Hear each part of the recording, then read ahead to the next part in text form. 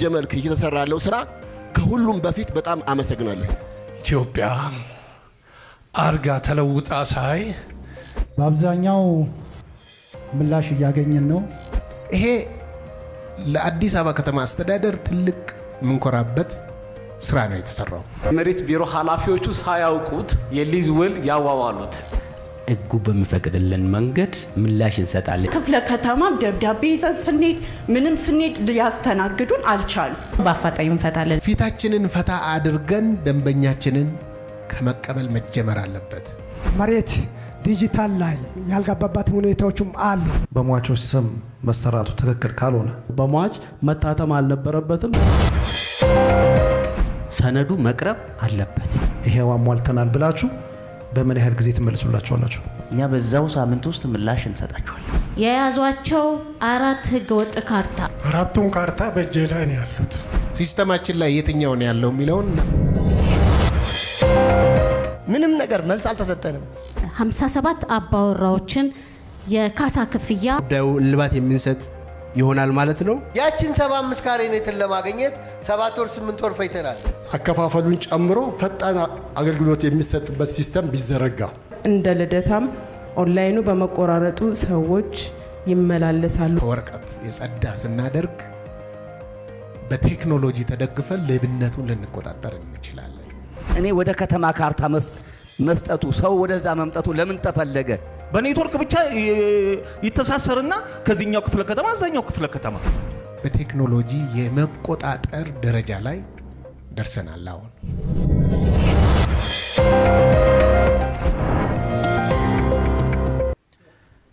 ጤና ይስጥልን የተከበራችሁ ተመልካቾቻችን፣ እነሆ ዋርካ የተሰኘው ሳምንታዊ ፕሮግራማችን አሁን ጀምሯል። የዋርካ ፕሮግራማችን አገልጋዩን ተቋም ከተገልጋዩ ማህበረሰብ ጋር ፊት ለፊት በማገናኘት አገልጋዩ ተቋም የሚሰጣቸው አገልግሎት ላይ ተገልጋዩ ማህበረሰብ የሚያነሳቸውን ጥያቄዎችና ምላሾችን መሰረት በማድረግ የሚነሱ ጥያቄዎችና አስተያየቶች ላይ ምላሽና ማብራሪያዎችን ወደ እናንተ የምናደርስበት ፕሮግራማችን ነው። እስከ ፕሮግራማችን ፍጻሜ ድረስ አብራችሁን ቆይታ እንድታደርጉ እጅግ በላቀ አክብሮት ጋበዝናችሁ። አዲስ ሚዲያ ኔትወርክ ከአዲስ አበባ ኮሚኒኬሽን ቢሮ ጋር በመተባበር የሚያቀርብላችሁ የዋርካ ፕሮግራማችን ነው። የዛሬው የዋርካ ፕሮግራማችን የመሬት ልማት አስተዳደር ቢሮ ላይ ቆይታ የምናደርግ ነው የሚሆነው። ከ11ዱም ክፍለ ከተሞች የተውጣጡ ነዋሪዎች እዚህ ተገኝተዋል። እንዲሁም ምላሽ ለመስጠት ኃላፊዎች እዚህ አሉ። እስከ ፕሮግራማችን ፍጻሜ አብራችሁ እንድትቆዩ በአክብሮት እንጋብዛለን።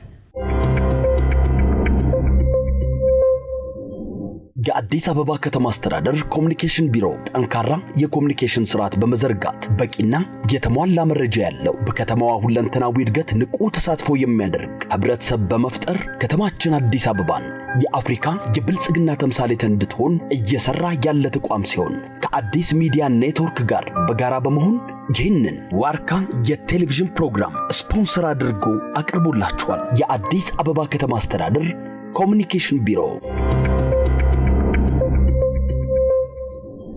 ግማሹን እድሜን በስደት ነው በውጭው ዓለም የቆየ ነው። ወንድሞቼም እህቶቼም አራዳ ክፍለ ከተማ ሲባል የኢትዮጵያ እድገት የሁላችንም እድገት ነው።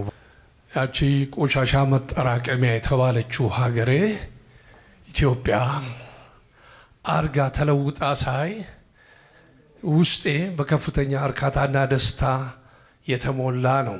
ክፍለ ከተማ ላይ በንግድ በተለያዩ ፋብሪካ በተለያዩ ቦታዎች ላይ በኮድ የተነሱ ሰዎች የካሳ ክፍያቸው ተመጣጣኝ ያለ መሆኑ ችግር ያነሳሉ። ዋርካን ማህበረሰቡ በአሁኑ ሰዓት እንደ አንድ ቁልፍ ነገር ሆኖ ይከታተለዋል። ዋርካ አሁን የያዘውን የአዲስ አበባን በይበልጥም የመልካም አስተዳደር ችግር የሆነው የመሬትን ችግር እንዲፈታ ትልቁን ቁልፉን ቦታ ይዞ የሚንቀሳቀስ ነው ብዬ ማለት ፈልጋለሁ። ከ4 ዓመት በፊት የአዲስ አበባ የመሬት አስተዳደር ሁኔታ ምን እንደሚመስል እንደነበረ ሁላችንም እናውቃለን። ከ4 ዓመት በኋላ ግን መንግስት በይበልጥም ክብርት ከንቲባችን ትኩረት ሰጥቶ ያን አካባቢ ለማጽዳት የተደረገበት ትግል ሁላችንም ልንገነዘበው ምንችል ስለሆነ በይበልጥም አቶ መኮንንም ስላሉ ይሄ ተጠናክሮ መሄድ አለበት። ቪአይፒ አገልግሎቶች እንደ ኢሚግሬሽን ፈጣን አገልግሎት ለሚፈልግ ሰው አከፋፈሉን ጨምሮ ፈጣን አገልግሎት የሚሰጥበት ሲስተም ቢዘረጋ። እንደ ልደታም ኦንላይኑ በመቆራረጡ ሰዎች ይመላለሳሉና ይሄን ቢሮ ቢያስተካክል። ኦንላይን እየተባለ ያለው ነገር ግን ሲስተሙ አስቸጋሪም ከመሆኑ አንፃር እኔ ወደ ከተማ ካርታ መስጠቱ ሰው ወደዛ መምጣቱ ለምን ተፈለገ? ይህ ካርታን በተመለከተ ብዙውን ጊዜ እኔ ነጋዴ እንደመሆኔ መጠን ብዙ ጓደኞች የሚቸገሩት ይህ ካርታን እግድ ለማሳገድ ለባንክ ለብድር ለምናምን በምንሄድበት ሰዓት ሲስተሙ ብዙውን ጊዜ አይሰራም። ይህን ነገር ቢስተካከል በቅርቡ አማካሪ ምክር ቤትም እና አቶ መኮንን ጋር ተናግረናል። አዲስ ቴክኖሎጂ ይመጣል የሚልም ሀሳብ አለ። ይሄ ግልጽ ተደርጎ በፈጣን ሁኔታ መልስ ቢሰጥ። መሬት ሴክተር በየቦታው ያለው ጉዳይ ከአገልግሎት አንጸጣጥ አንጻር የመጀመሪያው ምንም የማንከፍልበት ፊታችንን ፈታ አድርገን ደንበኛችንን ከመቀበል መጀመር አለበት። ይሄ ደግሞ በስታንዳርድ አገልግሎቱን በስታንዳርድ መስጠት ይኖርብናል። አገልግሎቱን ደግሞ አውቶሜት ማድረግ አለብን። ከወረቀት የጸዳ ስናደርግ በቴክኖሎጂ ተደግፈን ሌብነቱን ልንቆጣጠር እንችላለን። እዛም እዚህ የሚገላበጠውም ወረቀት ተገልጋዮቻችንን ከአንድ ክፍል ወደ ሌላ ክፍል ከአንድ ሙያተኛ ወደ ሌላ ሙያተኛ የሚያላጋውንም በቴክኖሎጂ የመቆጣጠር ደረጃ ላይ ደርሰናል። አሁን ቅድም ካሜራ በየክፍለ ከተማው ያለው ሰራተኛ ምን እንደሚሰራ ምን አይነት አገልግሎት እየሰጠ እንደሆነ እንቅስቃሴውን መከታተል የሚያስችለን በሁሉም ክፍለ ከተሞቻችን ካሜራዎች ተገጥመዋል። በሁሉም ክፍለ ከተሞቻችን በማዕከል ደረጃም በተመሳሳይ ይሄ ተደርጓል። ሁለተኛ ከአገልግሎት አሰጣጥ ጋር ተያይዞ የቴክኖሎጂ ቅድም ይነሳ ነበር። በጣም እየሳሱልን ነው አስተያየት የሰጡት። እየሳሱልን ተገልጋዮቻችን በጣም ነው ያበሳጨናቸው። እውነት ለመናገር ክፍተት ፈጥረናል። ማንም ክፍተት አገልግሎቱ ነው የሚፈልገው። አገልግሎቱ ማግኘት አለበት። ቤታችን የመጣ ቢሮአችን የመጣ ነገር ግን የቴክኖሎጂ ጉዳይ ነውና ቴክኖሎጂ ሰው ነው የፈጠረው፣ ሰው ነው የሰራው። አጋጣሚ ሆኖ ከ2016 ጀምሮ ተግባራዊ የተደረገው የቴክኖሎጂ አገልግሎት ካርታዎች በየቦታው በውሻ ስም በምናምን ስም እንዳይታተሙ ፎርጅድ እንዳይሰራ ዘግቷል። አንድ ፎርጅድ ካርታ ሲስተማችን ላይ አሁን መግባት አይችልም። ከገባም ትሬስ ተደርጎ ይወገዳል። ይሄ ለአዲስ አበባ ከተማ አስተዳደር ትልቅ ምንኮራበት ስራ ነው የተሰራው። ያልገባኝ ነገር አለ። ምንም ከድሮ ጀምሮ ሲወራረድ ይመጣ አንድ የመሬት አስተዳደር አመራር ወይም ኃላፊ የሆነ ኬዝ ያገኝበትና ከዛ ይሄ ጉዳይ ተገኝቶብሃል ይባልና ከእንደገና ከአንዱ ክፍለ ከተማ ወደ ሌላ ክፍለ ከተማ ይሄዳል። ከዛም እንደገና እዛ እያለ ደግሞ ሁሉንም ክፍለ ከተማ ያዳርሳል። አመራር እና የፈጻሚ ሪፎርም ተደርጓል። ከሪፎርሙ አኳያ አንዱ እንግዲህ አመራሮች ወሳኝ ናቸው። ከሌብነት ጋር የተገናኘ ጥቆማ ከመጣና በማስረጃ ከተረጋገጠ አንድ ቀን አያድርም። በኔትወርክ የሚደረግ ምደባ ዜሮ ነው። ቀነሳ አይደለም፣ ዜሮ ነው። በንጽህና በስራ አፈጻጸም ነው የሚደረገው። መሬት ላይ አንድ ጥፋት ያጠፋ ሰው በማስረጃ ከተረጋገጠበት ከሴክተሩ የሚወጣበት የህግ ማዕቀፍ የህግ ድጋፍ አለው። እነዚህን ያባረርናቸው አሉ፣ ከደረጃ ዝቅ ያደረግናቸው አሉ። ከአንድ ክፍለ ከተማ ወደ ሌላ ቅድም የተነሳው በተለይ ፈጻሚዎቹ ደግሞ እሱን ያደረግነው ታንጀብል የሆነ ማስረጃ ካልተገኘ ከማስፋፊያ ወደ ማዕከል ምንድነው ሴንተር ክፍለ ከተሞች እናመጣቸዋለን። አንዳንድ ጊዜ ሁሉም ትክክል ነው ብሎ መውሰድም አስቸጋሪ ነው የሚሆነው በጣም በተወሳሰበበት በዚህ በመሬት አስተዳደር ውስጥ።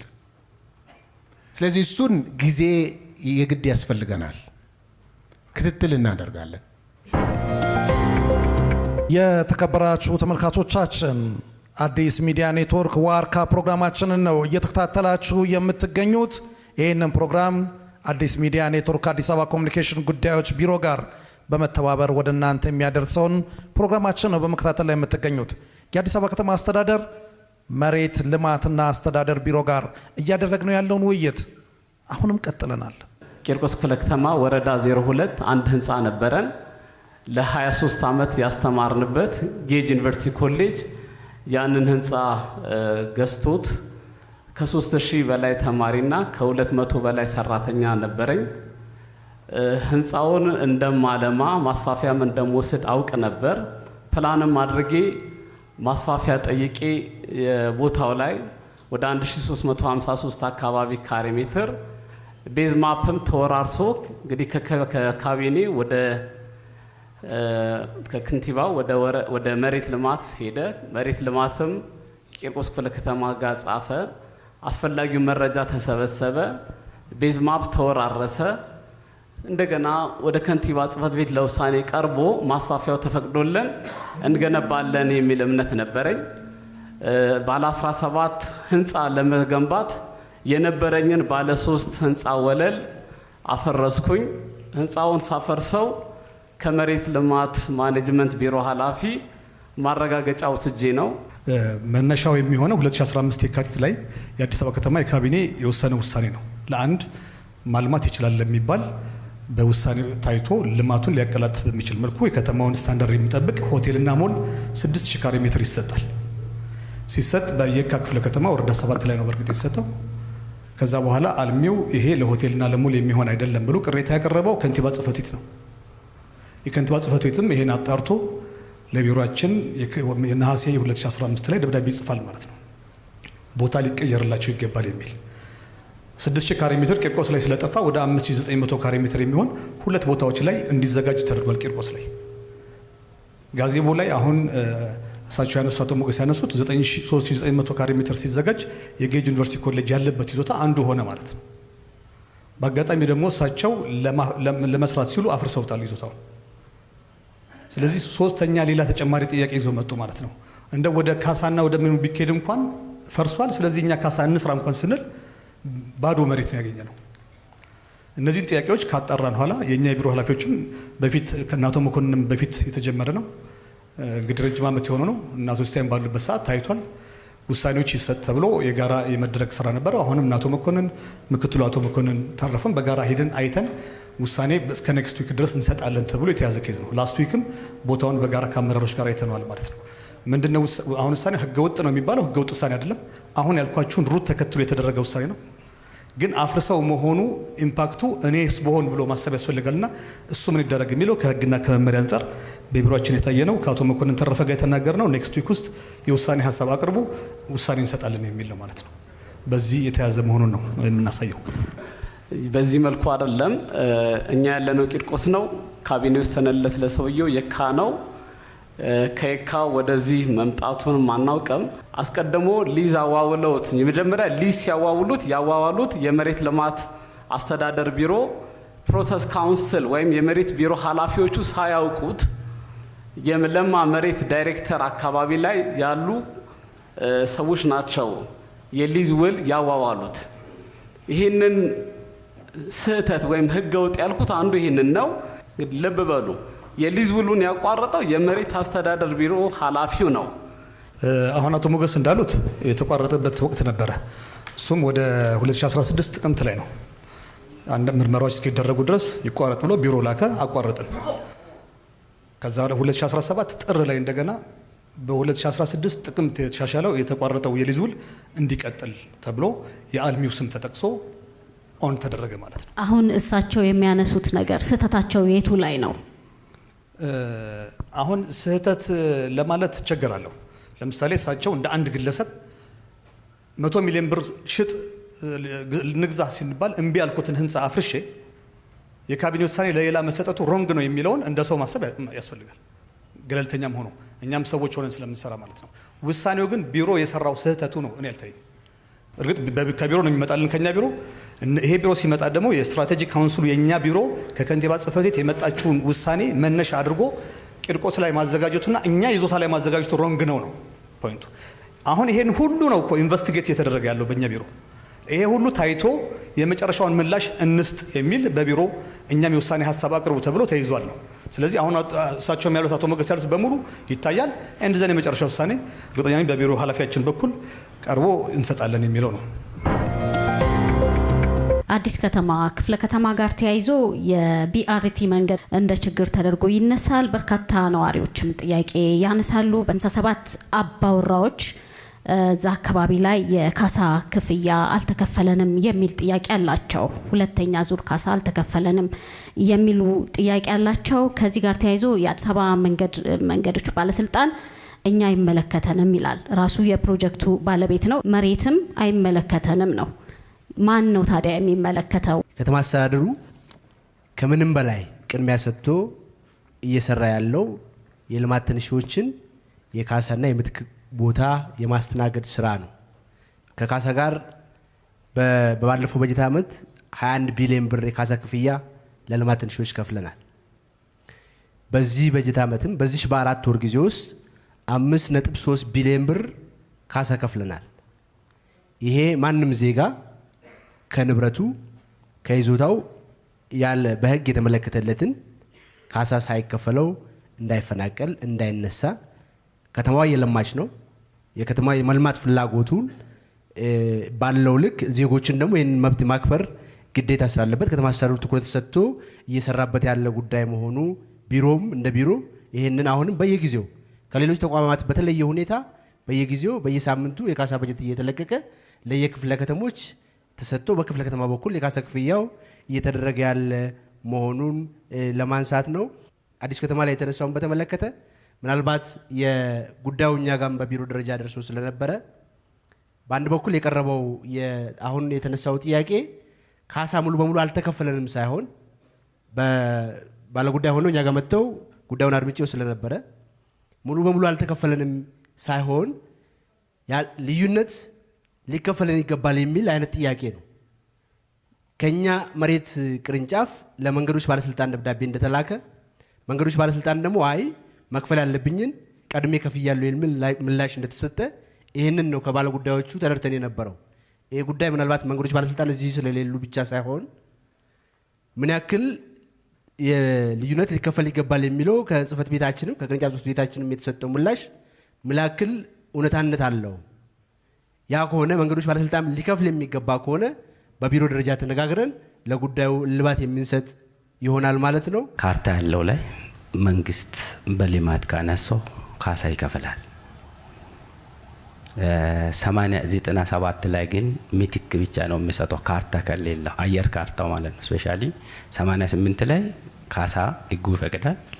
97 ግን ምንድነው ምትክ ብቻ ነው የሚፈቅደው ማለት ነው። ስለዚህ ግን መተላለፍ አይቻልም። ሁሉም በዛ ደረጃ ብንገነዘብ እንደ ችግር ደግሞ በሚነሳበት ከተማ አስተዳደሩ ሰፊ ድጋፎች ያደርጋል። አቅመ ደካማ ከሆኑ ገንዘብ ትራንስፖርት ከሌላቸው የአዲስ አበባ ከተማ አስተዳደር ኮሪደር ላይ በሚሰራበት ጊዜ ብዙ ድጋፎች ለማድረግ ጥረት አድርጓል። እዚህ ከካሳ ጋርም በሰፊ ያልተከፈሉ ነገሮች ካሉ ያልደረስንበትም ካለ ቅድም ያልናቸውንም ቢሮአችን ክፍት ነው። ቅድም የቢሮ ኃላፊያችን ከዚህም በፊት በቢሮ ነው የምናስተናግደው። አሁን ከቢሮ ወጥተን በአዳራሽ ነው የምናስተናግደው። ቢሮ ክፍት ሆኗል። በ11ዱም ቅርንጫፍ ጽህፈት ቤቶች ያልተፈቱ ካለ ደግሞ ወደ ማይከል ወደ እናንተም በግልጸኝነት መጥቶ እናንተ ወደኛ ከላካችሁትን ምላሽ እንሰጣለን በቅን ልቦና። ምክንያቱም ሌላ ስራ የለንም። ለነዚህ ማህበረሰብ አገልግሎት መስጠት ነው ጉዳያችን ነው የሚል ነገር አለኝ። መንገዶችን በተመለከተ የኛ ክላስተር ነው። እኔ መሬት ልማትና አስተዳደር ቢሮ የሚመራው ክላስተር አባል ናቸው። በዛም እንጠይቃቸዋለን። ነገር ግን መሬት ለሁሉም መነሻ ስለሆነ የልማት ተነሺዎችን መብት የሚያስከብረው መሬት ልማትና አስተዳደር ቢሮ ነው። ስለዚህ የካሳው ቅድም የተነሳው የቢአርቲ ሀብታሙ ስላስቀመጠው ብዬ ነው። የመጀመሪያው ክፍያ ተፈጽሟል። ልዩነት ካሳ ነው። እሱን ልዩነት በተመለከተ የመንገዶች ባለስልጣን የትኛው ህግ ይከለክላቸዋል የሚለውን እንድንፈታተሽ ነው። ዞሮ ዞሮ ልማት ተነሺዎቹ መከፈል አለበት፣ መብታቸው። አንድ ቁጥር ትክክለኛ ልማት ተነሺዎች መሆናቸው መረጃው መረጋገጥ አለበት። ሁለተኛ ፕሮጀክቱ ትክክለኛ ስለመሆኑ ይሄ ከተረጋገጠ መንገድ የማይከፍል ከሆነና አሰራሩ የሚከለክለው ከሆነ መሬት ይከፍላል ማለት ነው።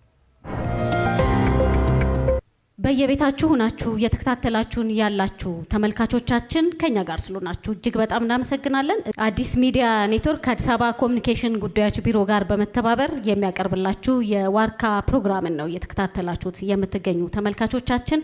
እስከ ፕሮግራማችን ፍጻሜ አብራችሁ እንድትቆዩ በአክብሮት እንጋብዛለን። መልካም ቆይታ። አቶ አባይነህ ጉቻለ የነበረ ቦታ ነበረ። በ2003 ካርታ ሲወጣ በሟቹ ስም ወጣ። በወጣበት ሰዓት በ500 ካሬ ሜትር ሲወጣ 1004 ካሬ ሜትር ነበረ።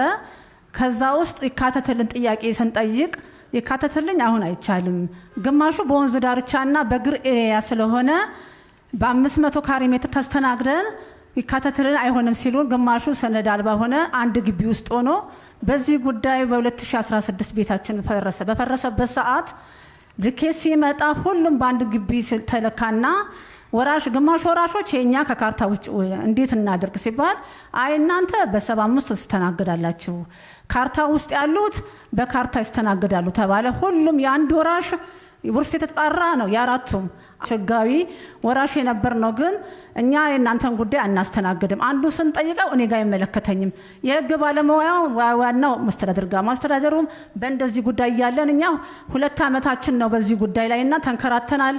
የቤት ኪራይ የለንም፣ ጎዳና ላይ ለመውጣት የደረስነን በህመም ደረጃ ሁሉ የተጋለጥን ሰዎች ነንና ትንሽ ችግር አለ። ቴክኒክ ኮሚቴውና የህግ ኮሚቴ እያግላላን ነው። ወይዘሮ ርብቃ ያነሱት የአቶ አባይነህ ጉቻለ ይዞታ ወረዳ 5 የሚገኝ ነው። ማህደሩ ላይ ከ6 በላይ ይገባኛል ባዮች ያሉበት ማህደር ነው። ወይዘሮ ርብቃ በመጀመሪያ ተነስተን ሜዳ ላይ ወድቀናል ብለው ያነሱት ስናነሳ እሳቸው በግላቸው ወይዘሮ ርብቃ አሪያ የልማት ተነሽ ሆነው ቦታም ምትክም የወሰዱ ሰው ናቸው በግላቸው። ወይዘሮ ርብቃ ከ6ቱ ሰዎች የአንድ ሰው አቶ መሰረት የሚባሉ በዚህ ውርስ ውስጥ ያሉ የአንድ ሰው ተወካይ ናቸው እንጂ በዚህ ይዞታ ውስጥ በቀጥታ የሚመለከታቸው ሰው አይደሉም። በመጀመሪያ ይሄን ማንሳት ፈልጋለሁ። ከዚህ በመነሳት ወደ ማህደሩ ስንመጣ እሳቸው እንዳሉት በ2003 ዓመተ ምህረት ላይ በሁለት ሟቾች በዋናው አቶ አባይነህ ጉቻለና በተጋሪ በወይዘሮ አባይነሽ አየለ ማህደር ካርታ ወጥቷል። እነዚህ ሰዎች ግን በተለይ ወይዘሮ አየለች 1970ዎቹ ላይ ያለፉ ሰው ናቸው። እሳቸው ከመሞታቸው በፊት በፍርድ ቤት ክፍፍል ጸንቷል። የወይዘሮ አየለች ይዞታ ተለይቷል ለብቻ፣ የአቶ አባይነህ ይዞታም ለብቻ ተለይቷል። በካሬ ሜትር ጭምር በፍርድ ቤት የጸደቀ ክፍፍል አላቸው ሁለቱ ሰዎች። በዚህ መነሻነት ወይዘሮ አየለች የእሳቸውን ድርሻ በህይወት እያሉ ለሌላ ሰው አውርሰዋል፣ ወራሽ አላቸው። የአቶ አባይነህ ላይ ደግሞ በ3 የተከፈሉ አቶ መሰረትን መሰረት ያደረገ ደግሞ ወይዘሮ ርብቃ ያነሱት የአቶ መሰረት ተወካይ ናቸው። አቶ መሰረት ያሉበት ወራሾች አሉ። ይሄ ካሬ ሜትር 498 ካሬ ሜትር በካርታ የተያዘ ይዞታ ነው። ስለዚህ ልማቱ ሲደርስ ካርታውን መሰረት ተደርጎ የልኬት ስራ ይሰራል። እንደማንኛውም የተገኙት ሰዎች ሙሉን አስለክተዋል። ካሳ ተሰርቷል በዚህ ይዞታ። በኋላ ላይ ግን በሙሉ መሰራት የለበትም እኛም እዚህ ውስጥ አለን የሚሉ ከራሳቸው ቅድም እንዳሉት ቅሬታ አቅርበዋል ማለት ነው። ስለዚህ ማህደሩ ወደ መመርመር ሄዷል። እኛም መርምረን ያገኘ ነው አንደኛ በሞቱ ሰዎች ካርታው መሰራት አልነበረበትም፣ ሰባዎቹን የሞቱት ካርታው መስተካከል አለበት የሚለውን ወስነናል። በእኛ በክፍለ ከተማ አቅም ያልታየ ካለ ብለን ሙሉ ማህደሩን በደብዳቤ ለማዕከል ምርመራ እንዲደረግበት ልከናል። ማዕከልም ይሄን አጽድቆ ልኳል። በሟቾቹ መሰራት የለበትም። ድርሻ ተነጥሎ መሰራት አለበት። በሟቾች ስም መሰራቱ ትክክል አልነበረም። ትክክል ነው እያሉኝ ያሉት አሁን ቀደም በሟቾች ስም መሰራት አልነበረበትም አሉኝ አይደል? አዎ መሰራት እንዳልነበረበት አምነን ለማዕከልም አስተላልፈናል። ትክክልም አይደለም ነው ያሉኝ አይደለ? ትክክል ነው። ጥሩ። እንደዛ ከሆነ ታዲያ በሟቾች ስም መሰራቱ ትክክል ካልሆነ ይህንን የሰሩ አካላቶች ያስጠይቃል አያስጠይቅም? የሚያስጠይቅ ከሆነ ምን እርምጃ ወሰዳችሁ?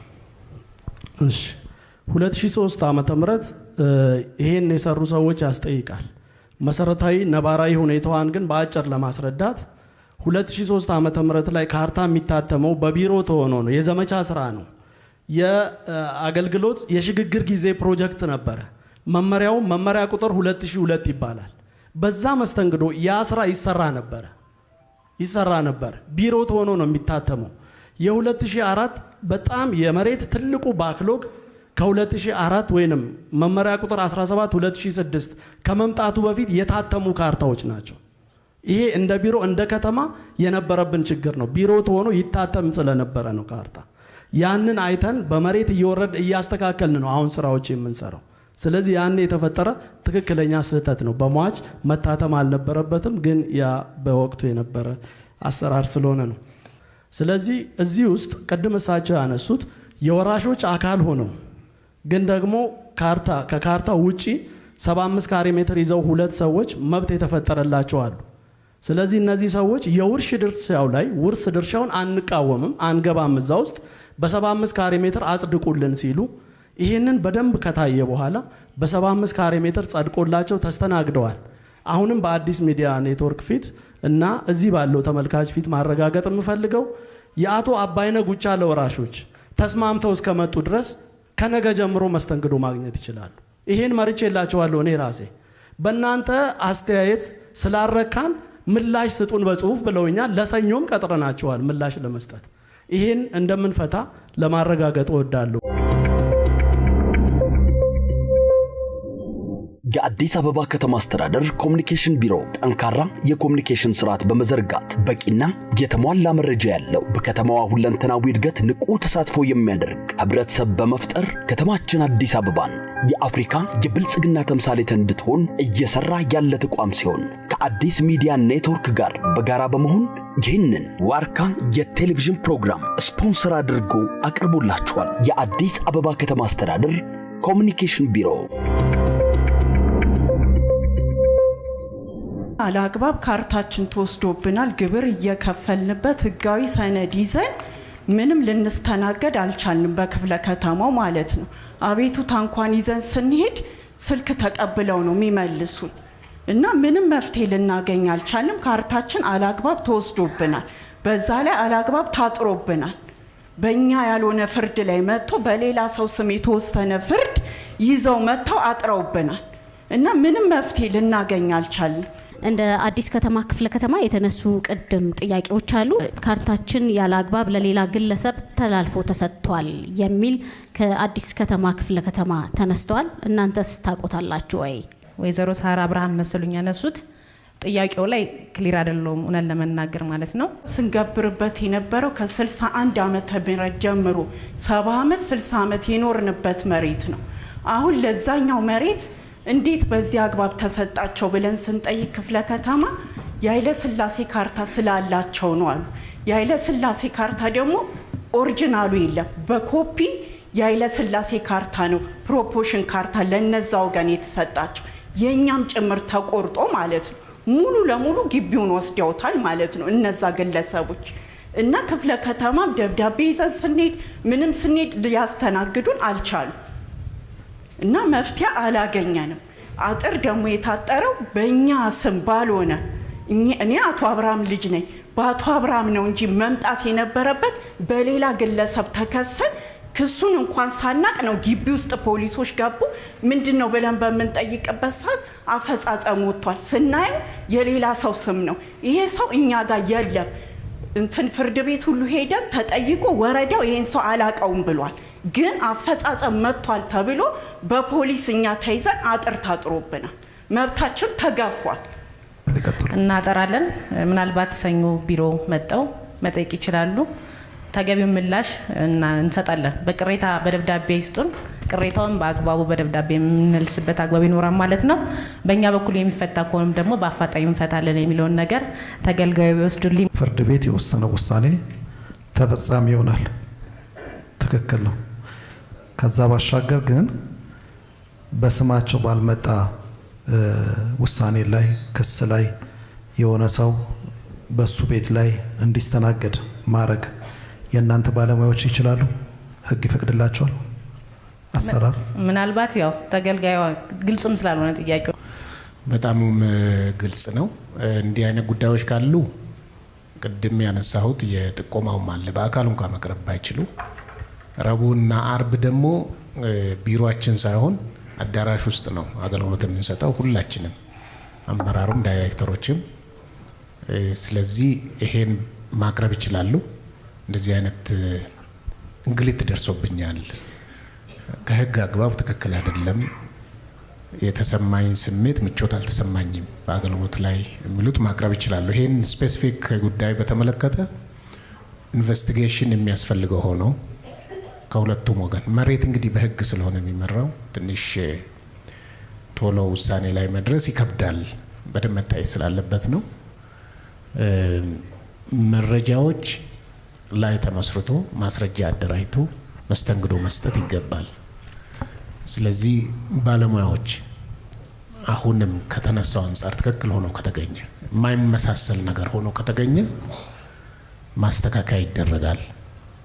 ፍርድ ቤትም የሚወስነው ውሳኔ እኛ በምንሰጠው ማስረጃ ላይ ተመስርቶ ስህተት ሰጥተን ከሆነ መታረም አለበት፣ ፍትህ መረጋገጥ ስላለበት። እዚህ ይሄ ለኢንቨስቲጌሽን ብንመራው ጥሩ ይሆናል። ነገር ግን ፍርድ ቤት የወሰነ ክርክር ላይ ያለ ጉዳይ በጉድ ገቨርናንስ አይታይ። ያው እንዳንሳሳት ወይ እኛ ልክ እንሆናለን ወይ ደግሞ እንፈርድባቸዋለን። እንደዛ እንዳይሆን እሱ ክርክሩ ከተጠናቀቀና ወደ አፈጻጸም ከገባ ባለጉዳዩም አቤት የማለት መብት አለው። እስከ መጨረሻው ድረስ ይግባኝ የመጠየቅ መብትም አለው። እኛ ባላንስ ጠብቀን በትክክል ሁለት ተከራካሪዎች መካከል ስለሆነ ጉዳዩ ያለው እንደ መሬት ኒውትራል ሆነን ለሁለቱም ትክክለኛ መረጃ አጥርተን መረጃውን ለፈለገው በትክክል መስጠት አለብን። ይሄ ስለመሆኑ እናጠራለን፣ ምላሽም እንሰጣለን። በየቤታችሁ ሆናችሁ እየተከታተላችሁን ያላችሁ ተመልካቾቻችን ከኛ ጋር ስለሆናችሁ እጅግ በጣም እናመሰግናለን። አዲስ ሚዲያ ኔትወርክ ከአዲስ አበባ ኮሚኒኬሽን ጉዳዮች ቢሮ ጋር በመተባበር የሚያቀርብላችሁ የዋርካ ፕሮግራምን ነው እየተከታተላችሁት የምትገኙ ተመልካቾቻችን።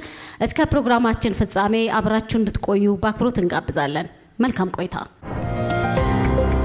አርሶ አደሩ በእኛ ክልል ሲያለቅስ የነበረበትን ሁኔታ በአሁኑ ሰዓት በአብዛኛው ምላሽ እያገኘን ነው። በዚህ ደረጃ እናመሰግናለን። በሁለተኛ ደረጃ እኔ እንደግል 12 ቤተሰቦቼ ለ4 ዓመት የተሰጠኝን በመመሪያ መሰረት የተሰጠኝን ካርታ አምክነውብኝ ችግር ስለነበረ በአሁኑ ሰዓት ችግሬ ታይቶ ከላይ እስከታች እንባዬና የልጆቼ እንባ ታብሷል። ከ2010 በኋላ የመጣው ለውጥ አርሶ አደሩ እንዲነሳ ድምፁን እንዲያነሳ አርሶ አደር ነኝ ብሎ በየሄደበት እንዲፎክር መድረክ ተዘጋጅቶለታል። ለአርሶ አደር ለብቻው ይሄ ትልቅ እድል ነው። በግል መድረክ ተዘጋጅቶ በዚህ ሚዲያ ራሱ ተዘጋጅቶ ተነጋግረንበታል። ይሄ ደስ የሚል እድል ነው። ዛሬም ደግሞ ብዙ ጥያቄዎች አሉ የተመለሱ ዲጂታል የተመለሱ አሉ። አርሶ አደር ብዙ ወጪ እንዳወጣ ኢንተርኔት ቶሎ እንዲያወጣ ተደርጓል። ይሄም ጥሩ እድል ነው። በጣም ደስ የሚል ነው። ተሰርቷል። የተሰሩ ብዙ ስራዎች አሉ። ነገር ግን በጣም ጥቃቅን መሰራት ያለባቸው ከላይ ከከንቲባ ወርዶ የመጣውን የማይፈጸሙ ነገሮች አሉ። ይህ እንዲፈጸም ነው አሁን እሳቸው ጋር መንጠይቅ እንፈልገው። ለምሳሌ እንደ አንድ ምሳሌ ጠይቅ። አንድ ለአርሶ አደር መሬት ባንክ የገባ መሬት በአርሶ አደሩ እጅ ከሆነ አርሶ አደሩ እየተጠቀመበት ከሆነ ወጥቶ ለአርሶ አደሩ ይሰጥ እየተጠቀመበት ከሆነ ብሎ መንግስት ወስኗል፣ ካቢኔ ወስኗል። ይሄ ደስ የሚል ልንኮራበት የሚገባ ነገር ግን መሬት ባንክ የገባ መሬት ካርታ ወጥቶለት ካርታ እጁ ይዞ ድጋሜ መሬት ባንክ ነው ብሎ ችካል ይቸከልበት ካርታው ሰው በእጁ ይዟል። ዲጂታል ካርታ መተን በየቢሮው እያልን ነው እየጮን ነው። ይሄን ጊዜ ምን ይደረጋል? እዛ ወረዳ ያሉ ደንበኞች እኛ መሬት ባንክ ገብተዋል ተብለን ነው ምን ማድረግ አንችልም። እኔ ለምሳሌ አንድ ምሳሌ ልናገር። ለማማረር እድሉ ጥሩ ለማማረር ሳይሆን እየሆነ ያለው ስሜት የሚነካስ ሆነ ነው የሚሆነ ያለው። ለምሳሌ እኔ አሁን ካርታ አግኝቼበታለሁ። ካርታ አግኝቼ በሰላም እየሰራሁበት ነው። ነገር ግን ድንገት አንድ ቀን ተደወለልኝ። ጨረታ መሬት ጨረታ ወጥቷል እንጫረተውና እንዳይቀር እንዳይል ብሎ ደወለልኝ አንድ ባለሀብት። የከተማችን አስተዳደር ለአርሶ አደሩ ምን ያህል መብት ለመፍጠር ትልቅ ርቀት እንደሄደ የሚያሳይ ነው። የአቶ ተሾመ መሬት ባንክ ገብቷል። 2015 መሬት ባንክ ሲገባ በተለይ ባዶ መሬቶች ከተመዘገበ በኋላ ለወረዳው ተጣርቶ እንዲመለስ ተልኳል፣ መሬት ባንክ ከመግባቱ በፊት። ያም ሆኖ ያለ የአቶ ተሾመ መሬት ግን ምን ሆኗል? መሬት ባንክ ገብቷል። አቶ ተሾመ በዚህ በ2017 ደግሞ ካርታ ሲታተም እድላቸውን እንዳያጡ አሁንም የከተማ አስተዳደሩ በስህተት በአርሶ አደሩ እጅ ያለ መሬት ባንክ የገባ ካለ ለአርሶ አደሩ ካርታ እንዲታተም አቅጣጫ ሰጥቷል። በዚሁ መሰረት አጣርተን እኔም አንዱ አባል ሆኜ ፈርመን የአቶ ተሾመ ካርታ ታትሞ በእጃቸው ተሰጥቷቸዋል። ባይዘ ይሄ ማሳያ ነው። በከተማ አስተዳደሩ ለአርሶ አደሩ ምን ያህል ርቀት እንደተሄደ ማሳያ ነው። በዚህ መሃል ካርታ ከያዙ በኋላ በክፍለ ከተማ ደረጃ በነባር መሬት ባንክ የገቡ ይዞታዎችን ደንብ ማስከበር ታፔላ እየለጠፈ ነበረ። በፊት ባንክ ስለሚያሳይ የአቶ ተሾመ ላይ ታፔላ ለጥፈውባቸዋል። ክፍለ ከተማው ከአርሶ አደሮች ጋር በነበረው ውይይት ላይ ይሄን አንስተው አቶ ተሾመ ከእኔ ጋር በአካል ተገናኝተን ካርታቸውን ወስደን ከባንክ ተቀናሽ እንዲደረግ ከደንብ ማስከበር ጋር ፕሮሰስ እያደረግን ነው። የእሳቸው ብቻ ሳይሆን እንደዚህ ያስተናገድናቸው ከ50 በላይ አርሶ አደሮች አሉ መሬት ባንክ ገብቶ በእጃቸው የያዙ።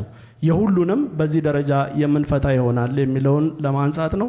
ከ2016 ጀምሮ ከዚህም በፊት የነበሩት ክፍተቶችን ቆሞ ራሱን ገምግሞ ሪፎርም አድርጎ ከፋይል ጋር ተያይዞ እስካን የማድረግ ስራ በመስራት ብዙ ነገሮች ከርብ አድርገዋል። ይህን ስል 100% ዘግተናል የሚል እምነት የለኝም። በሚመጡት ጥቆማ በሚመጡት እንደዚህ አይነት ነገሮች አርሶ አደር ላይ የነበረው በደል ይሄ ሚዲያም ማንም ማህበረሰብ ከዚህም በፊት የነበረው እንዲህ አልነበረው፣ ከፍተኛ ነበረው። አሁን ለመቀነስ ተችሏል።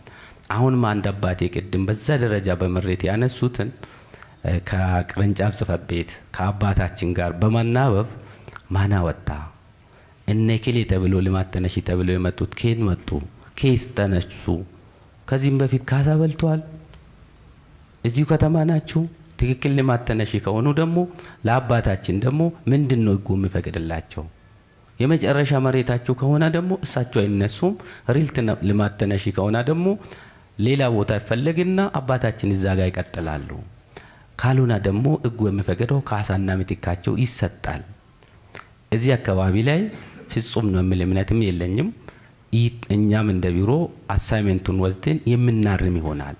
እሳቸውም በሚረዱን በሚያቀርቡልን መረጃ እኛም ደግሞ እነዚህ መረጃዎች ቅድም ያልኩትን እሹዎቹን ትሬስ አድርገን ልማት ተነሺ ማንነቱን ፕሮጀክቱ ዝም ብሎ አይሆንማ። ፕሮጀክቱ ቅድም አንድ ማሳያ አዲስ ከተማ ላይ ቢአርቲ ብሌን ነው የተነሳን። ያ የጸደቀ ፕሮጀክት ነው። ከተማ አስተዳደሩ የሚያውቀው ነው። ያ ልማት ተነሺም እሳቸው ጋር የመጣው እንደዛ የሚታወቅ ፕሮጀክት ሊሆን ይገባል። ካልሆነ ከሰማይ ወርድም ማለት ነው ፕሮጀክቱ። በዛ ደረጃ የአባታችን እንደ ማሳያ ነው እንግዲህ እድል አግኝቶ ስላነሱት።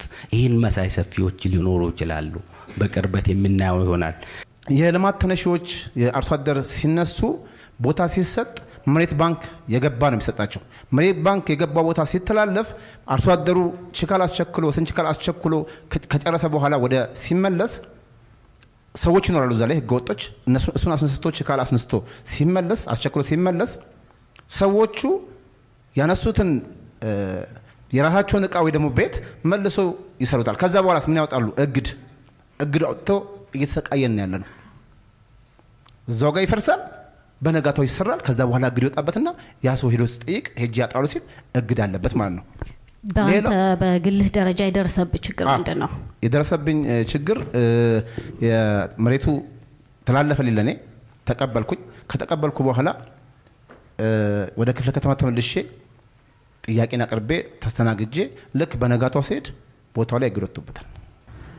አቶ ፋንታሁን የጠየቁት ከዚህ ከመጓጓዣ ትራንስፖርት ጋር ተያይዞ አልተከፈለኝም ይሄም አይከፈልም ተብሏል የሚል ጥያቄ ነው ያነሱት የነበረው። ሜቢ ወይ አለመገናኘታችን ወይ ይሄን መረጃ ከየት እንደመጣ እርግጠኛ ባልሆንም የማጓጓዣ የትራንስፖርት ማጓጓዣ የምንሰጣቸው ካርታም ላላቸው ህጋዊ ተነሾችን ጨምሮ በሰነድ አልባ 97ም 88 መብት የሚፈጠርላቸው በሙሉ የማጓጓዣ ማንዳቶሪ ነው፣ ግድ ነው። ይሄን ደግሞ አሁንም እያደረግን ስለሆነ ይምጡና ሰኞም ቀጥታ እኔ ጋር መጥተው ይሄንን መስጠት እንደምንችል ለማረጋገጥ ነው፣ እዛ መስመር ውስጥ እስካሉ ድረስ። ከቅድሚያ ማልማት ጋር ተያይዞ እንግዲህ መሬት የህዝብና የመንግስት ነው። የህዝብና የመንግስት ሆኖ ደግሞ የሚያስተዳድረው መንግስት ነው። መንግስት የሚያስተዳድረው ለህዝብ ጥቅም የተሻለ የህዝብ ጥቅም ያላቸውን ይዞታዎችን ለተሻለ የህዝብ ጥቅም ባለ ይዞታዎች ከይዞታቸው እንዲነሱ ይወሰናል። ቅድሚያ የማልማት ጥያቄ ደግሞ መምጣት ያለበት ለመሬት ልማትና አስተዳደር ቢሮ መቅረብ ያለበት ከተማ አስተዳደሩ እንዲለማ ከመወሰኑ በፊት ለሌላ አካል ለሶስተኛ ወገን እንዲያለማው ከማስተላለፉ በፊት እንደሆነ አዋጅ ቁጥር 1161 ያመለክታል። ነገር ግን በተለምዶ አሁን ቅድም የቂርቆስ ላይም ሲነሳ የነበረው ከተማ አስተዳደሩ ካቢኔ ወስኖ ለሌላ አካል ካስተላለፈ እንዲለማ ካደረገ በኋላ የላልማ አይነት ጥያቄዎች ተቀባይነት አይኖራቸውም። ብዙ ጊዜ በየክፍለ ከተማውም በቦታ ለአልሚዎች የማስተላለፍ ስራ በሚሰራበት የሚገጥሙት እንደዚህ አይነቶቹ ስለሆኑ ዜጎች ቅድሚያ የማልማት መብት አላቸው። መብቱን ግን ኤክሰርሳይዝ የሚያቀርቡት ከተማ አስተዳደሩ ለሌላ አካል ካስተላለፈ በፊት ሳይሆን በተቀመጠው የህግ አግባብ ቅድሚያ ፕሮፖዛል ነድፈው በከተማው ፕላን መሰረት ይህንን ላልማ ብሎ ጠይቆ አስወስኖ መሆን ይገባል። መሬት ባንክ ገብቶብናል የሚሉት ጥያቄዎች አሉ።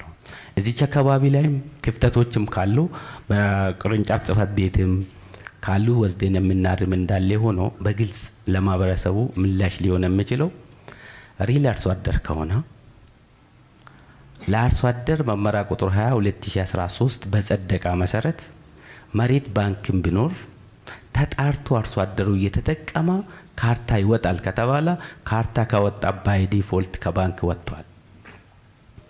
እዚህ ላይ ቆመን መመሪያ ላይ ብላክ እንደ ዋይት ተጽፏል ማለት ነው። እንደዚህ ሆኖ አርሶ አደር መሆን አለበት። እንግዲህ ይህ ባላ ይዞታ የአርሶ አደር መሆን አለበት። ዱሮ ያቴ ነው የአባቴ ነው የሚባል አማርኛ አይሰራም። መመሪያ ቁጥር 20 ላይ ምን ብሎ ነው ጽፎ ያለፈው? አርሶ አደሩ ይዞ ካለው እየተጠቀማ ካለው ነው የሚለው። ይዞ ካለው እየተጠቀማ ካለው የሚጠቀምበትንም አገልግሎት በአራት ካታጎሪ ያደርጋል።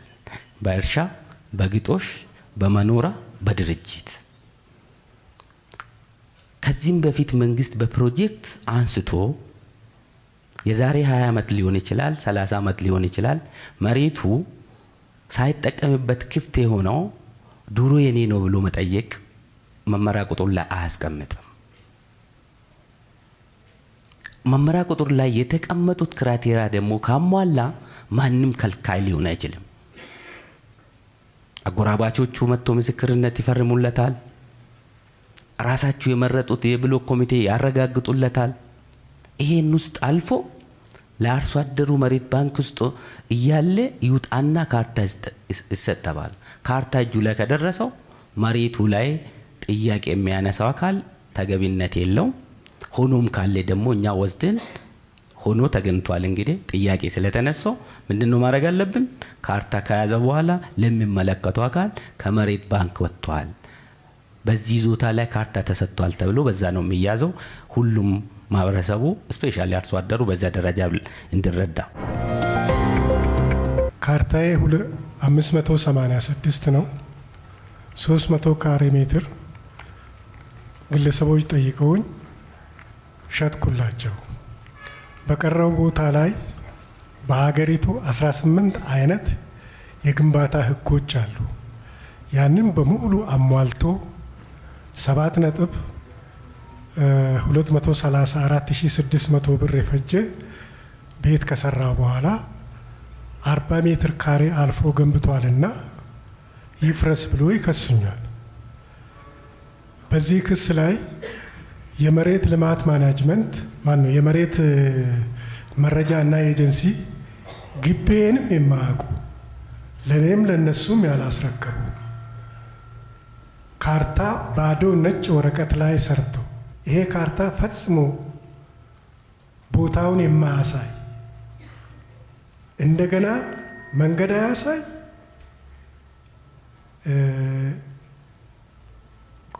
ድንበር አያሳይ ካርታ ሲሰራ ከመሬት ወደ ወረቀት ኮንቨርት ተደርጎ ነው ባለሙያ እና በዛ ይሄንን ስኬሉን ምንም የሚያመለክት ነገር የለውም። የአየር መሬት መረጃ ስኬል አለው። ከዚህ ጋር ምንም ያልተገናኘ ቢሮ ሆኖ የኔንም ግቢ የማያውቁ በኮምፒውተር ካርታ ሰርተው የሰሩትን ካርታ 4 አይነት ካርታ 4 አይነት 4ቱም የውሸት ካርታ 4ቱም ኦሪጂናል ከ4ቱም ኦሪጂናል ዛሬም የማያቀርቡትን ካርታ ለፍርድ ቤት ይፍረስ ብሎ ለከሰሱ ሰዎች አው ይፍረስ 31.4 ካሬ ሜትር አልፎ ገንብቷል ብሎ ይጽፋሉ። እነዚህ ሰዎች ግቤንም አላቅም ግቤንም የማያውቁ እኔም የማላቃቸው ሰዎች ይሄንን ከጻፉ ጥርና የካቲት ወር ነው። ሰኔ 13 ቀን ነው መሰለኝ እንደገና ደግሞ ቦታውን መተን እንለካ ያሉት። እነዚህ ሁሉ የማወራው በሰነድ እጄ ላይ ያሉ ናቸው። ከ6 ወር በኋላ እንደገና መጥተው እንለካለን ብሎ ይጽፋሉ። አሁን ይፍረስ ተብሎ አፈጻጸም ደርሶኛል። የውሸት ካርታ ሰርተው 4ቱም አሁንም እጅ ላይ አለ። የያዟቸው 4 ህገወጥ ካርታ በአንድ ቁጥር ላይ ወጥተዋል ስላሉ እስቲ የያዙትን ያሳዩልን። የወጡ ካርታዎች እውነት ትክክለኛ ህገወጥ ናቸው ወይ? ከሆኑ ለምን? 4ቱም ካርታ በእጄ ላይ ነው ያሉት። እሺ ሂደቱን እስቲ ያስረዱን። አንደኛው እንዴት ወጣ? ሁለተኛው ተመሳሳይ ነው? አንደኛው በኔ ፎቶግራፍ በአንድ ቀን የወጣ ካርታ ነው፣ በአንድ ቀን። ሁለተኛው ካርታ በሰዎቹ ስም በአንድ ቀን የወጣ ካርታ ነው። አቃቂ ቃሊቲ ክፍለ ከተማ ላይ የተነሳው ቅሬታ አቅራቢ አቶ ከፋ ያቀረቡትን ምክትል ቢሮ ኃላፊው እዛ ሲሄድ ያገኘዋቸው ሰው ነበሩ። ልክ እናንተ ጋር እንደመጡት እንደገናም እንደዚህ በመድረክ ያቀረቡት ማለት ነውና ኬዛቸውን ሳዳምጥ የነበረው ምንድነው ፎርጅድ ካርታ በኔ ይዞታ ላይ ወጥቶብኛል አንድ፣ ሁለተኛ ደግሞ አጎራባጭ ገፍቶኛል የሚሉ ነበሩ ማለት ነው። ሶ ያቀረቡትን ቅሬታ አየውኝና በሳቱ ጠየቅኳቸው። ፎርጅድ ካርታ የቀረበውን እርሶ እጆት ላይ ያለ ወይ ብዬ ጠየቅኳቸው። ለአንተ አልሰጥህም ያን ካርታ አሉኝ። ሶ ያን ካርታ ባገኝ ለወንጀል ምርመራ ምልከው ካርታ ይሆናል ማለት ነው። በሳቱ ለኔም አልሰጡኝም ማለት ነው። ሁለተኛ ደግሞ አጎራባጭ ገፍቶኛል ለሚለው የተነሳው ወሰን ችካል አድርገዋል ወይ በሳቱ ግንባታ ሲገነቡ ስላቸው የእናንተ መመሪያ ነው እንደዚህ የሚለው። እኔ ብዙ አመት ቅድም እንዳነሱት መሬት ላይ የሰራው ሰው ነኝ። ሶ ያለ ወሰን ችካል ነው የገነባሁት ነው። ሶ እንደዛ አሉኝ ማለት ነው። እና ጥያቄውም ትንሽ አግሬሲቭ የነበረ ስለነበረ ምን አደረኩኝ? ያመጡትን ደብዳቤ ለዳይሬክተር መርቼ ምላሽ እንዲሰጠኝ ያደረኩኝ በሳቱ። ሶ ቆይቷል። ባይዘው ይሄ ኦልሞስት 9 ወር ምናምን ነው የመጣው አካባቢ ማለት ነው። እና ከዛ ምን አደረገ ዳይሬክተሩ? ይሄን ነገር እኮ ፍርድ ቤት ውሳኔ ተሰጥቶበት ምላሽ ያገኘ ነው። ቀድሞ የነበረው ዋና ዳይሬክተር በደብዳቤ ምላሽ ሰጥቷቸዋል አለኝ ማለት ነው። ሶ እሱንም ደብዳቤ ሪፈር አደረኩኝ። በሚቀጥለው ቀን ሲመጣ ይሄ እኮ ከዚህ ቤት በደብዳቤ አልተመለሱለትም እንዴ ስላቸው አላምንበትም አሉኝ ማለት ነው። አሁን የሚናገሩት አቶ አሳሳኝ 2 ጊዜ 3 ጊዜ የጻፉት በእጄ ላይ አለ የውሸት የተጻፈው እዛ ውስጥ ስላልገባው ነው እንጂ ሲጠይቃቸው ምንድነው ያሉት? እንዴት 2 ካርታ በዚህ ወጣ ካሉኝ በኋላ በሁለተኛ ጊዜ ተመልሼ ሲጠይቃቸው እንዴ ይሄ ሙስና ነው እኮ እንዴት 775 ካሬ ሜትር ያስካል? ከዛም በኋላ መልሶ የሐሰት ደብዳቤ ለማህበራዊ ጉዳይ ጽህፈት ቤት በሐሰት የጻፈው ደብዳቤ በእጄ ላይ አለ። እስቲ እኚህ ሰው ከ4ቱ ካርታ ውስጥ አንዱንም እንኳን ኦሪጂናሉን ያሳይ። አሁንም ይሄ የተከበረው ቤት መጀመሪያ ኦሪጂናል ካርታውን ያሳየ። 4 ካርታ ለሰዎቹ 2 አይነት ካርታ፣ ለኔ 2 አይነት ካርታ በአንድ ቀን የሰሩት እጄ ላይ ነው ያለው። ያነሱትን ሀሳብ ኦልሞስት እኔም ጀነራላይዝ ሳላረግ ቶታል ቦታ 580 ኦልሬዲ ፊገሩን ብሳሳት የቆየ ታሪክ ስለሆነ 580 አካባቢ ነው። የኛ የመሬት ምዝገባ ኤጀንሲ ዋናው ስራው 8/18/2016 ላይ ባለው አዋጅ ይዞታን አረጋግጦ መዝግቦ አገልግሎት መስጠት ነው ማለት ነው። ሶ ያኔ ሁለት አይነት የወጃ ስርዓት አለ። አንደኛው በመደዳ ማለት ነው። ያው ሁሉም በዚህ ሰርቪስ ይጠቀማልና በመደዳ ታውጆ ይረጋገጥለታል። ሶ የሳቸው ይዞታ 580 በዛ ጊዜ የተረጋገጠና የተመዘገበ ነው 580 ዘን ምን ያደርጋሉ? ይሄን ካርታ ራሳቸው አቶ ከፍ ያለው በደዌ የሚያነሱ ማንኛውም መረጃ ተወስዶ ማጣራትም ይቻላል። ለመሸጥ ሲፈልጉ ለሁለት ይካፈልልኝ ብሎ አገልግሎት ጠየቁ ማለት ነው። እዛ ራሳቸው ለሚፈልጉት ለወደዱት ሰው ያን ቦታ በራሳቸው አገልግሎት ጠይቆ ያካፍሉታል። ለሁለት ያካፍሉና ለአንደኛው ይሸጣል። ያ ሰውዬ ገዢው ነው ይወስዳል። ያን ያደረጉት በውልና ማስረጃ ነው። በነገራችን ላይ ሰነዱም አለ። ወርጅም ሳይደረስ ቢሮም ድረስ አይቼዋለሁ ማለት ነው። ስለዚህ ሂጄም ፋይሉ የሚሉትም እውነት ከሆነ ለምን አላያም ብዬ ቤታቸውም ይጃለሁ፣ እሳቸው ጋርም ደውያለሁ፣ ፎቶም አንስቻለሁ። የሚሉት እውነት ከሆነ ብዬ ለማረጋገጥም እስከታች ይጃለሁ። ሰው በውልና ማስረጃ ተዋውለው የሸጡትን ይዞታ ወሰንቺካል ሳያረጉ ግንባታ ገነቡ፣ የእሳቸው ይዞታ ላይ ማለት ነው። ሰው አሁን የሚሉትን ካሬ አለፉ ማለት ነው። ሰው ግንባታ እዚህ ውስጥ ያለ ሰው በሙሉ ግንባታ ሲገነባ ወሰንቺካል ያደርጋል ማለት ነው። ወሰንቺካል ሳያደርግ ቦታውንስ እንዴት ሊያውቀው ይችላል? ይህን ብትጠይቁልኝ ደስ የሚለኝ ወሰንቺካል አድርገዋል ወይ? ኦልሬዲ እኛውን በሁለት ሰዎች መካከል የተደረገ ክርክር ነው። ሰው ወሰንቺካል አድርገዋል ብሏቸው ብትጠይቋቸው የሚመልሱትን መልስ ማወቅ ፈልጋለሁ። ወሰንቺካል አድርገዋል ወይ ብሏቸው ያንተ ከዛን ይገነባሉ ማለት ነው።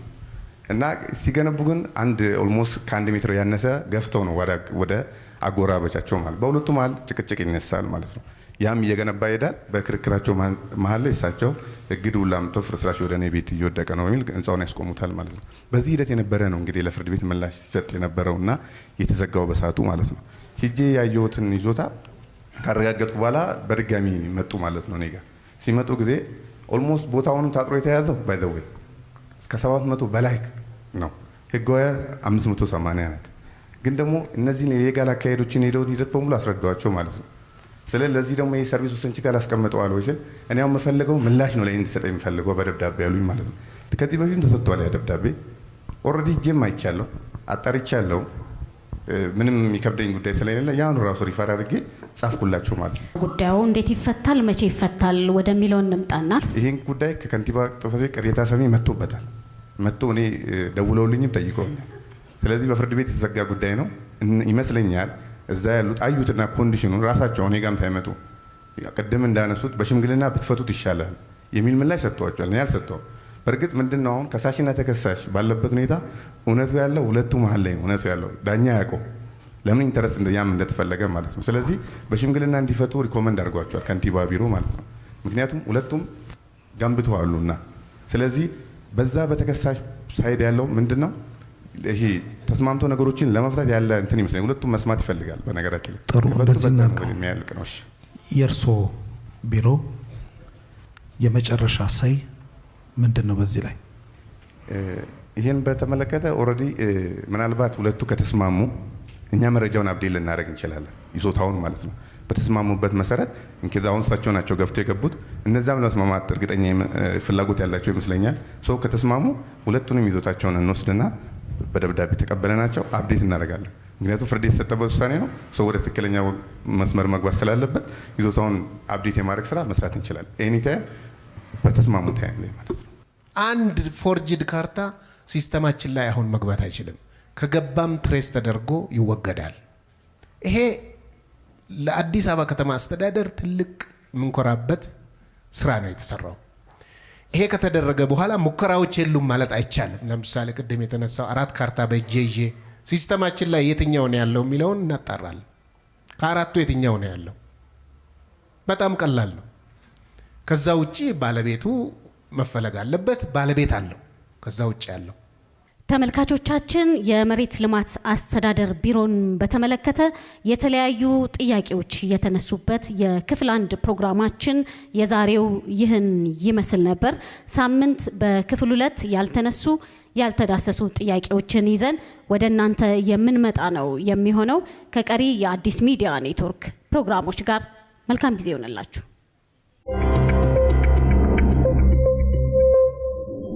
የአዲስ አበባ ከተማ አስተዳደር ኮሙኒኬሽን ቢሮ ጠንካራ የኮሙኒኬሽን ስርዓት በመዘርጋት በቂና የተሟላ መረጃ ያለው በከተማዋ ሁለንተናዊ እድገት ንቁ ተሳትፎ የሚያደርግ ህብረተሰብ በመፍጠር ከተማችን አዲስ አበባን የአፍሪካ የብልጽግና ተምሳሌት እንድትሆን እየሰራ ያለ ተቋም ሲሆን ከአዲስ ሚዲያ ኔትወርክ ጋር በጋራ በመሆን ይህንን ዋርካ የቴሌቪዥን ፕሮግራም ስፖንሰር አድርጎ አቅርቦላችኋል። የአዲስ አበባ ከተማ አስተዳደር ኮሙኒኬሽን ቢሮ